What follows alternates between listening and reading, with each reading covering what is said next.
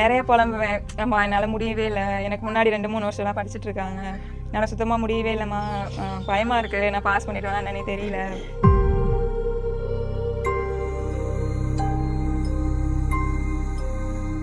Financial support வந்து அப்போ ரொம்ப கிடையாது. என்னால் மாமா படிக்க வச்சாங்க. எல்லாத்துக்குமே வந்து நம்ம ஒருத்தர் எதிர்பார்க்க முடியாதுல்ல, அதனால சரி போயிட்டு வந்துடலாம் அப்படின்னு நான்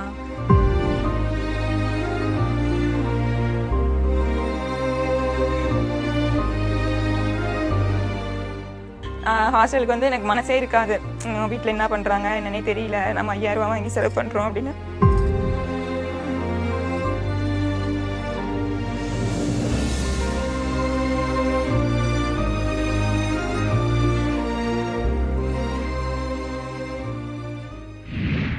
என் பேர் வந்து ரங்கநாயகி. நான் வந்து புதுக்கோட்டை டிஸ்ட்ரிக்ட்டு, கோவில்பட்டி எங்கள் ஊர் பேர், குறும்பூர் கோவில்பட்டின்னு சொல்லுவாங்க. நான் வந்து தஞ்சாவூர் பிரான்ச்சில் படித்தேன், வரண்டரேஸ் தஞ்சாவூர் பிரான்ச்சில்.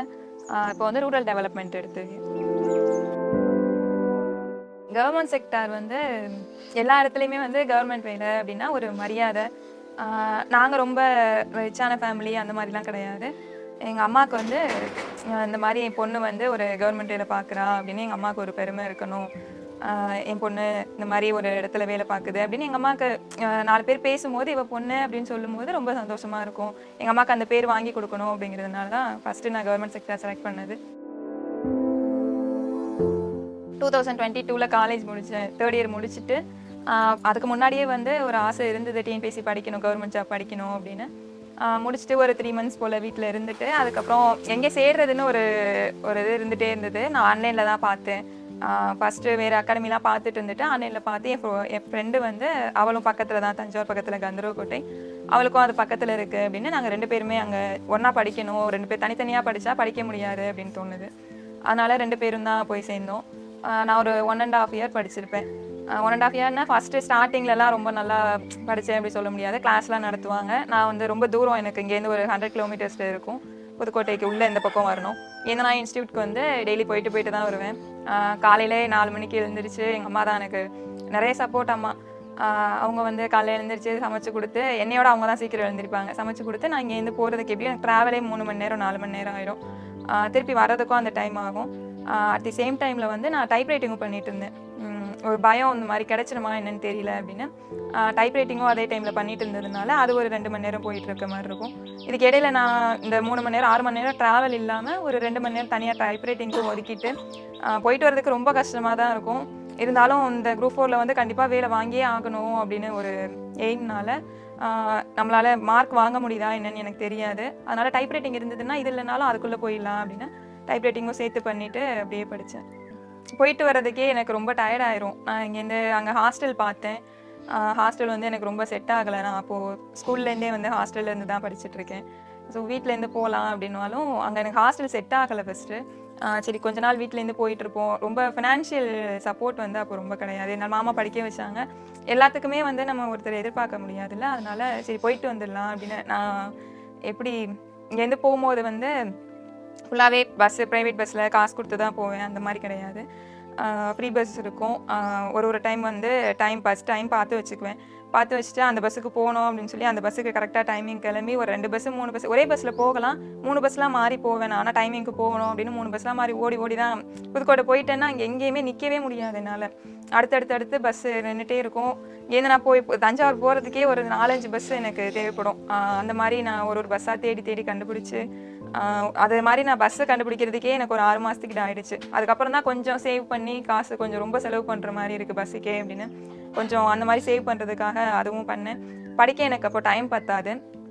அந்த டைம் பத்தாத காரணத்தினால பஸ்ஸில் போகும்போது, பஸ்ஸில் போயிட்டு வரும்போது இந்த மாதிரி அந்த டயத்தில் தான் படிப்பேன். பஸ்ஸில் போகும்போது வந்து திருக்குறள் படிக்கிறது, கரண்ட் அஃபேர்ஸ்லாம் வந்து பஸ்ஸில் போயிட்டு வரும்போது தான் பார்ப்பேன்.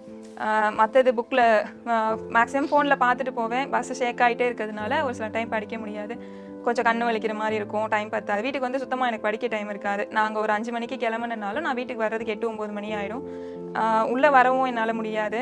அப்போது வந்து எங்கள் பெரியப்பா ஒருத்தவங்க, அவங்க வந்து எனக்கு ரொம்ப சப்போர்ட். அப்போது போயிட்டு வர்றதுக்கு எனக்கு இங்கே உள்ளரிக்கை வந்து நான் 2 கிலோமீட்டர் உள்ளே வரணும்.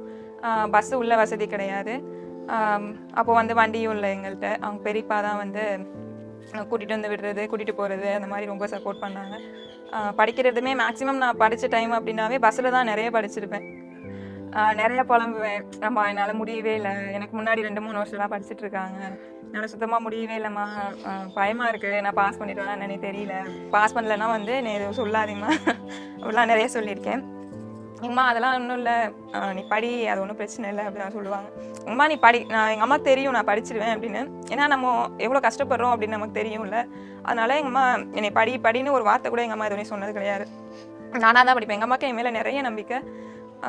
நானாக தான் படிப்பேன். எங்கள் அம்மா பரவாயில்ல, அடுத்த வாட்டி பார்த்துக்கலாம், இல்லை நான் அந்த வாட்டியே படிச்சாகணும்னு அந்த ப்ரெஷர்லேயே வந்து என்னால் தூங்க முடியாது சுத்தமாக.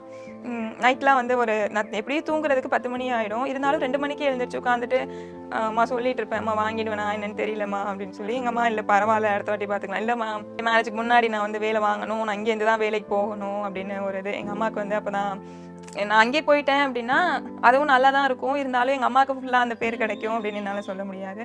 அதனால் நான் வீட்டிலேருந்து ஒரு சம்பாரித்து எங்கள் அம்மா கொடுத்து அதுக்கப்புறம் தான் நான் வந்து கல்யாணம் பண்ணணும் அப்படிங்கிறது ஒரு ஆசை. அதனால் இந்த குரூப் 4 வந்தால் தான் அடுத்து எப்போ எக்ஸாம் வரும் அப்படின்னு என்னால் சொல்ல முடியாது. அதனால் இந்த எக்ஸாமில் பாஸ் பண்ணணும் அப்படின்னு நிறைய புலம்பியிருக்கேன். நான் பாஸ் பண்ணிடுவேனான்னு தெரியலன்னு அங்கே இன்ஸ்டியூட்லேயுமே மென்டார்ட்டெல்லாம் சார் இது எப்படி சார் அது எப்படி சார் அப்படின்னு அவங்கள்ட்டையுமே நிறைய புலம்பியிருக்கேன். சார் பரவாயில்ல மேம், அது ஒன்றும் பிரச்சனை இல்லை, அதெல்லாம் பாஸ் பண்ணிடலாம் மேம் அப்படி தான் சொல்லுவாங்க. ஃபேமிலி நான் அம்மா தம்பி 3 பேர் தான். அம்மா வந்து 2 பேருமே ரொம்ப கஷ்டப்பட்டு தான் படிக்க வச்சாங்க, என்னையும் தம்பியையும். தம்பி இப்போ படிச்சுட்டு இருக்கான், காலேஜ் படிச்சுட்டு இருக்கான்.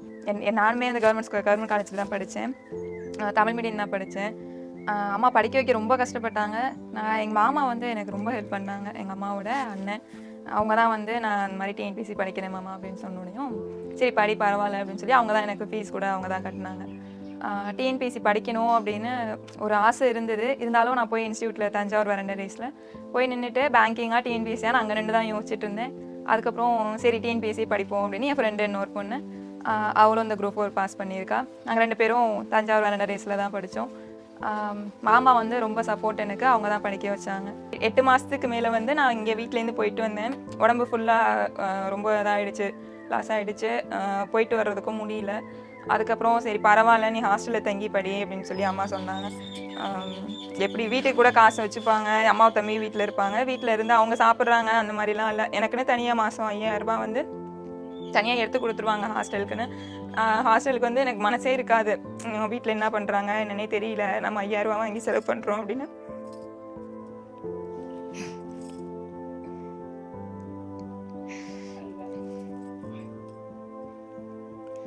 அதுக்கப்புறம் ஒரு 4 மாதம் இருந்தேன்.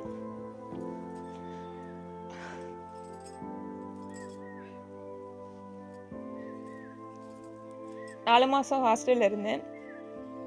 ஹாஸ்டலில் இருந்துட்டு எனக்கு அப்போ வந்து மனசு இருக்காது, தூங்கவே சுத்தமாக என்னால் தூங்க முடியாது. ஹாஸ்டலில் எழுந்திரிச்சு 2 மணிக்கெலாம் எழுந்திரிச்சு உட்காந்து படிப்பேன். அப்புறம் ஒரு 5 மணிக்கு எப்போவுமே கண்டிப்பாக 5 மணிக்கு எழுந்திரிச்சு படிப்பேன். ரொம்ப நேரம் படிச்சுட்டே இருப்பேன் அப்படிலாம் சொல்ல முடியாது, இருந்தாலும் எனக்கு மனசே கேட்காது தூங்குறதுக்கெலாம். அப்போலாம் எழுந்திரிச்சு உட்காந்து படிச்சுட்டு இருப்பேன். அதுக்கப்புறம் ஹாஸ்டல்ல இருந்து ஒரு குரூப் 4க்கு கொஞ்சம் முன்னாடியே வந்து அங்கே மாமா வீடு ஒருத்தவங்க வீடு இருக்குது. சரி நீங்கள் வந்து இந்த படி அப்படின்னு சொல்லி அவங்க ஸ்டார்டிங்லேருந்தே சொல்லிட்டு இருந்தாங்க. அதுவும் எனக்கு கொஞ்சம் டிஸ்டன்ஸ் தான். சரி பரவாயில்ல அப்படின்னு சொல்லிட்டு அவங்க வீட்டிலேருந்து ஒரு 4 மாதம் அங்கேருந்து போயிட்டு இருந்தேன்.